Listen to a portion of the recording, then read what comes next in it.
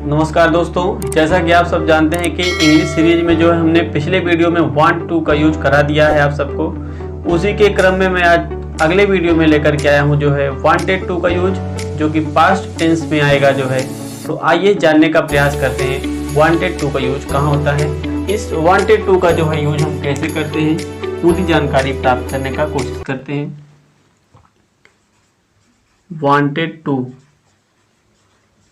Wanted to जैसे word के अंत में आ जाए चाहता था,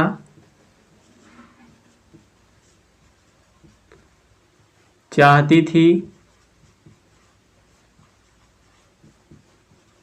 चाहते थे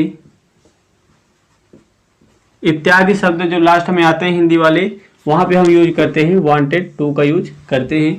तो आइए स्ट्रक्चर जानते हैं। तो स्ट्रक्चर इसका हो जाएगा, यही बना दे रहे हैं, I we you they, Ram and Shyam, he she या किसी का भी नाम हो सकता है। इसके साथ हम यूज करेंगे वांटेड टू का। वांटेड टू को हम सभी से जोड़ देंगे। I wanted to, we wanted to, you wanted to, they wanted to, Ram and Shyam wanted to, he wanted to, she wanted to और ये राम wanted to। और यहाँ पे कोई भी हम एक्शन वर्ड यहाँ पे जोड़ेंगे, एक्शन वर्ड। अब एक्शन वर्ड में कोई भी एक्शन वर्ड हम ले सकते हैं, जैसे लेते हैं स्पीक इंग्लिश। तो इसको हम बोलने का प्रयास करते हैं। I wanted to speak English, we wanted to speak English, you wanted to speak English, they wanted to speak English, Ram and Shyam wanted to speak English, he wanted to speak English, she wanted to speak English, Ram wanted to speak English.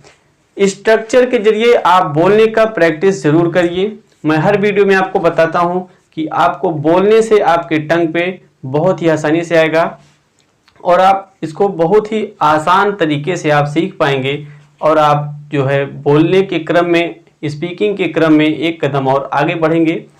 तो जैसा कि आप सब जानते हैं कि video बनाने में बहुत ही मेहनत लगता है, तो उसके लिए आप वीडियो देखा करें, कॉपी पेन लेकर के बैठा करें, जो हम यहाँ पे लिखाते हैं उसको आप लिखिए।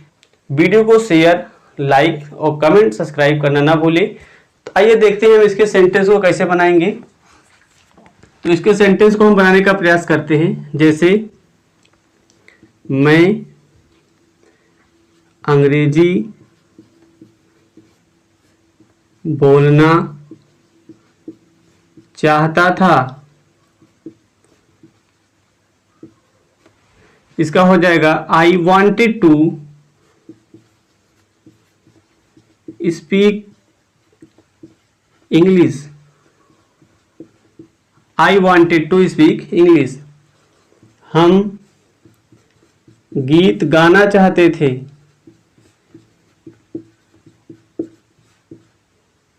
सॉरी, यहाँ पे चाहता था हो जाएगा और यहाँ पे चाहते थे। तो इसका हो जाएगा B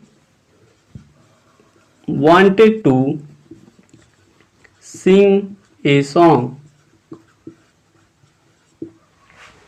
B wanted to sing a song. अगला बनाते हैं, तुम स्कूल जाना चाहते थे।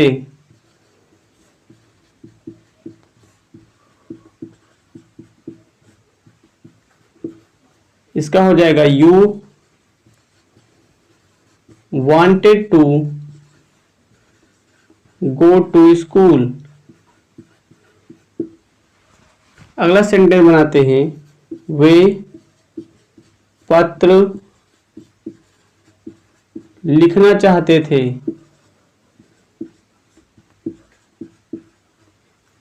सॉरी, लिखना चाहते थे। तो ये हो जाएगा they wanted to write a letter.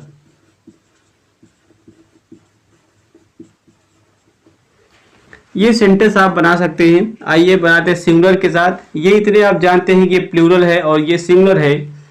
इसमें सिंगल और प्लूरल दोनों के साथ वांटेड टू का यूज होता है। लिखते हैं वह टीवी देखना चाहती थी। इसका हो जाएगा ही, हो जाएगा यहाँ पे सी wanted to watch TV. Pari खेलना चाहती थी। इसका हो जाएगा परी वांटेड टू प्ले। तो ये सेंटेंस आप कॉपी में लिखिए और इससे आप अलग अलग एक्शन वर्ड लेकर के आप बोलने का प्रयास करें। बोलेंगे तो ही आपको फायदा इसमें होगा। और आइए, इसका ये तो हो गया अफर्मेटिव सेंटेंस।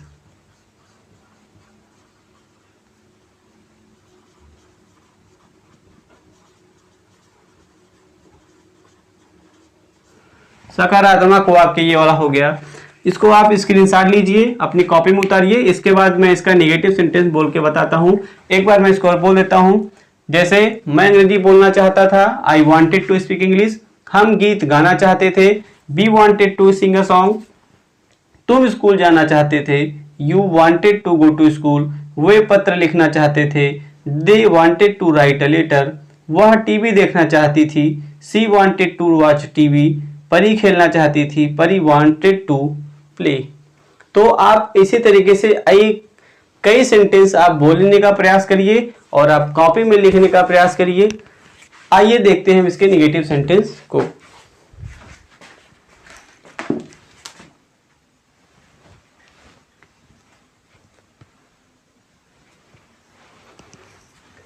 तो इसके नेगेटिव सेंटेंस में जो है, जब इसको हम नेगेटिव में बनाएंगे तो इसमें ज़्यादा कुछ चेंज करने की आवश्यकता नहीं है। तो ये हो जाएगा हमारा नेगेटिव सेंटेंसेस, नकारात्मक वाक्य। इसमें जो है सबसे पहले आ जाएगा डिड नॉट का यूज हो, क्योंकि ये पास्ट टेंस में है इसलिए यहाँ पर डिड नॉट का यूज करेंगे। नॉट हमेशा तीसरे नंबर पे आता है। मैं हर एक वीडियो में अंग्रेजी के बताता हूँ कि नॉट जो है तीसरे नंबर पे आता है। तो डिड नॉट प्लस वांटेड। अब यहाँ पे वांट जो है, वांटेड जो होता था, अब यहाँ पे वांट टू का यूज हो जाएगा। अफर्मेटिव में वांटेड, बाकी और सभी में यूज होगा जो है वांट टू का यूज होगा, क्योंकि डू का ही थर्ड फॉर्म सेकेंड फॉर्म है डिड, इसलिए यहाँ पे डिड नॉट के साथ वांट टू का यूज होगा। और सेंटेंस में भी मैं अंग्रेजी बोलना चाहता था, इसका हो जाएगा मैं अंग्रेजी नहीं बोलना चाहता था। तो इसको मैं मिटा करके मैं फिर से लिख देता हूं।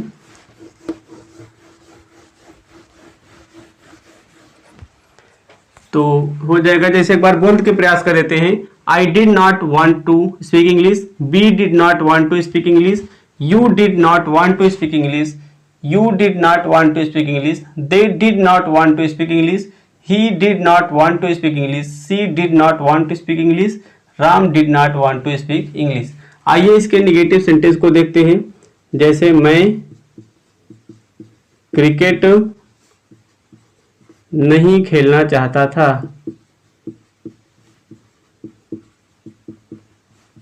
मैं क्रिकेट नहीं खेलना चाहता था। इसका हो जाएगा I did not want to play cricket, I did not want to play cricket. दूसरा हो जाएगा हम गीत नहीं गाना चाहते थे,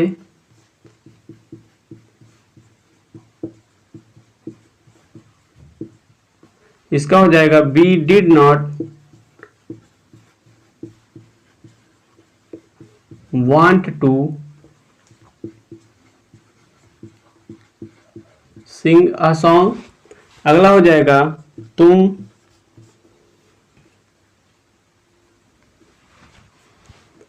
स्कूल नहीं जाना चाहते थे,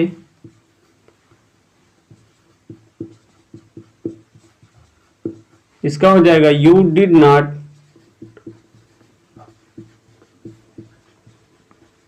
want to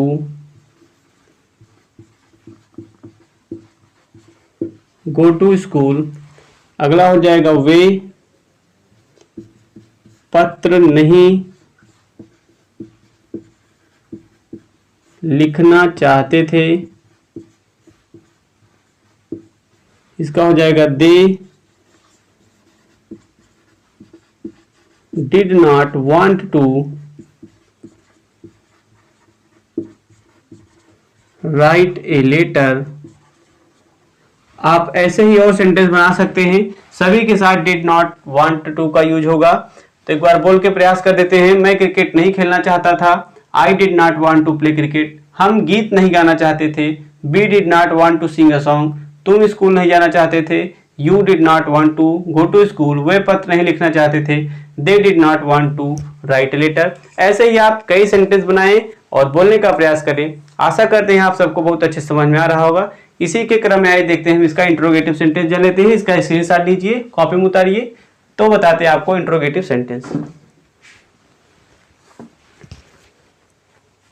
तो इसके इंट्रोगेटिव सेंटेंस में सबसे पहले इसमें ज्यादा कुछ चेंज करने की आवश्यकता नहीं, ये बहुत ही आसान है। तो इसके इंट्रोगेटिव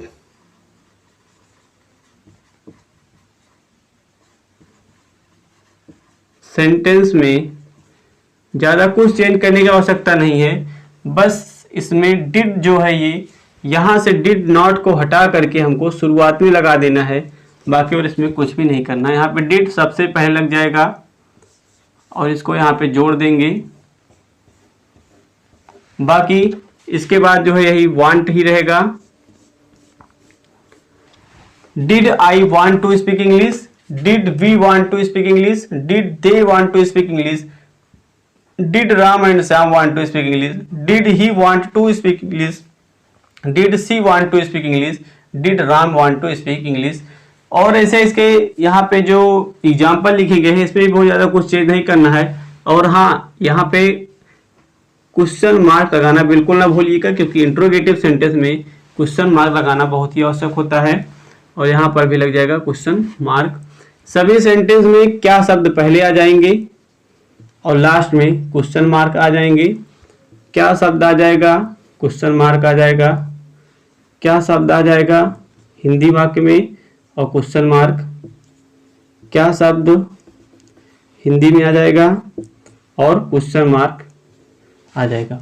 इंग्लिश में क्या करना है हमको, यहां से डिड नॉट को हटा देना है, रिमूव कर देना है और डिड को सबसे पहले लगा देना है। डिड को पहले लगा देना है, बीच से रिमूव कर देना है। डिड नॉट को रिमूव करना है और डिड पहले लगा देना है। डिड नॉट यहाँ से हटा देना है, डिड को पहले लगा देना है। और सभी सेंटेंस में जो है क्वेश्चन मार्क लगाना बिल्कुल ना भूलें।